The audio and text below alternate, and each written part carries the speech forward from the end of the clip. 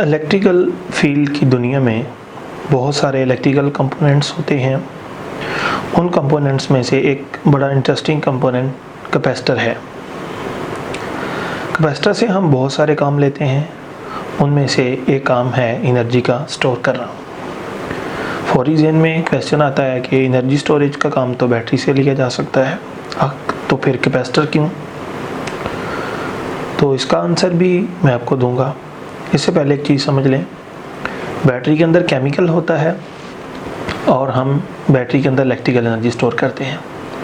जब बैटरी को बाहर से इलेक्ट्रिकल एनर्जी दी जाती है तो उसके अंदर वो इलेक्ट्रिकल को एज इट इज़ स्टोर नहीं करती, बल्कि उसको केमिकल एनर्जी में कन्वर्ट करती है। फिर हमें जब वापस उसे एनर्जी लेनी होती है तो केमिकल को इलेक्ट्रिकल में कन्वर्ट करती है। और वहाँ पे एक इलेक्ट्रोलाइट भी होता है जिसकी कुछ ना कुछ रेजिस्टेंस होती है, जो करंट को या चार्जेस के चलने को अपोज करती है। और जो कैपेसिटर है उसको हम इलेक्ट्रिकल एनर्जी देते हैं, वो इलेक्ट्रिकल एनर्जी ही स्टोर कर लेता है। तो आपने दोनों में स्टोर करने का प्रोसेस समझ लिया कि बैटरी किस तरह स्टोर करती है एनर्जी को और कैपेसिटर किस तरह एनर्जी को स्टोर करता है। बाज़ जगह पे हमें बहुत ज़्यादा एनर्जी की ज़रूरत पड़ती है for short interval of time. अब अगर हम बैटरी से बहुत ज़्यादा एनर्जी की डिमांड करें for short interval of time, तो बैटरी आपको बहुत ज़्यादा current short interval of time के लिए नहीं दे सकती। उसकी वजह मैंने आपको बताई। बैटरी के अंदर एक तो उसका इलेक्ट्रोलाइट होता है जिसकी कुछ ना कुछ इलेक्ट्रिकल रेजिस्टेंस होती है, जिसकी वजह से ज़्यादा करंट हासिल नहीं हो सकता। और बैटरी के अंदर केमिकल एनर्जी स्टोर हुई होती है, उसको इलेक्ट्रिकल में कन्वर्ट होने में भी एक प्रोसेस लगता है। तो दो वजूहात हैं, एक वो प्रोसेस में जो केमिकल से इलेक्ट्रिकल में कन्वर्ट होनी है उसमें एक टाइम लगता है, दूसरा आपका इलेक्ट्रोलाइट रेजिस्टेंस ऑफर करता है जिसकी वजह से ज़्यादा करंट नहीं बन पाता। ज़्यादा करंट नहीं बनता तो इसका मतलब है ज़्यादा पावर आपको नहीं मिल सकती। तो फिर अगर हमें ज़्यादा पावर चाहिए शॉर्ट इंटरवल के लिए तो क्या करते हैं? मिसाल के तौर पर कैमरे के अंदर हमें फ्लैश को ऑन करना पड़ता है। फ्लैश को ऑन करने के लिए बहुत ही ज़्यादा एनर्जी की ज़रूरत पड़ती है फॉर शॉर्ट, एक लम्हे के लिए चाहिए ना, शॉर्ट इंटरवल ऑफ टाइम के लिए। तो कैमरे के अंदर बैटरी तो होती है, तो वो फ्लैश को नहीं चला सकती, वो इतना करंट नहीं दे सकती। उसके अंदर इलेक्ट्रोलाइट है और सारा कुछ मैंने आपको बताया। फिर हम क्या करते हैं, उसके अंदर एक कैपेसिटर लगा देते हैं, वो बैटरी से पहले से ही एनर्जी स्टोर कर लेता है। तो जब आपको फ्लैश ऑन करना है, एक छोटे से लम्हे के लिए एनर्जी चाहिए ना, तो आप उस कैपेसिटर से एनर्जी लेके अपना फ्लैश ऑन कर लें, तो फ्लैश ऑन हो गया, तस्वीर खींच ली आपने। तो इस तरह वो जगह जहाँ पे आपको बहुत ज़्यादा energy for short interval of time के लिए चाहिए, वहाँ कैपेसिटर को एनर्जी स्टोरिंग के तौर पे इस्तेमाल किया जा सकता है।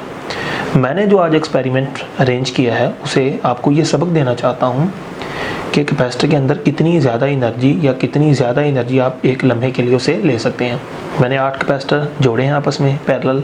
हर कैपेसिटर की कैपेसिटेंस 33,000 माइक्रोफैरड है। सबको मैंने पैरेलल जोड़ दिया है।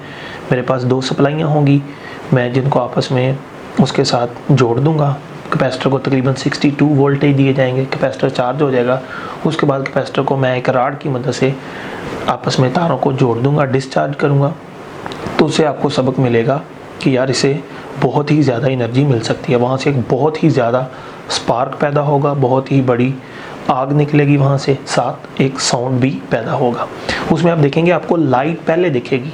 तो उसकी वजह आपको पता भी है कि लाइट इसलिए पहले आपको दिखती है क्योंकि लाइट की स्पीड ज़्यादा है, इसलिए कैमरा उसको जल्दी कैप्चर कर लेता है। और साउंड उसका बाद में सुनाई देगा क्योंकि साउंड की रफ्तार लाइट की निस्बत बहुत थोड़ी होती है, इसलिए साउंड आपको बाद में सुनाई देगा। तो आप समझ जाएंगे कि कैपेसिटर बहुत ही ज़्यादा एनर्जी स्टोर कर सकता है। मैंने ये सारी अरेंजमेंट बना ली है। ये हमारे पास एक DC सप्लाई है और ये भी एक DC सप्लाई है, 0 से लेकर यानी 30 वोल्ट तक हम इसको वेरी कर सकते हैं। और 30 वोल्ट ये है, टोटल मिला के 60 वोल्टेज बन जाएंगे। हम बैटरी से ये जो वेरिएबल सप्लाई है इसे हम इसको कनेक्ट करेंगे और इसके अंदर हम लोग चार्ज स्टोर करेंगे। ये सडनली इसके अंदर चार्ज स्टोर कर लेगा। तो देखते हैं ये कैसे डिस्चार्ज होता है और कितनी जल्दी से ये अपनी एनर्जी को जो है वो प्रोवाइड कर देता है, देखते हैं। इसके लिए ये मेरे पास एक रॉड है, शॉर्ट सर्किट करने जा रहा हूँ। तो देखते हैं ये किस तरह एनर्जी जो है इसमें कन्वर्ट होती है। ये आप देख सकते हैं।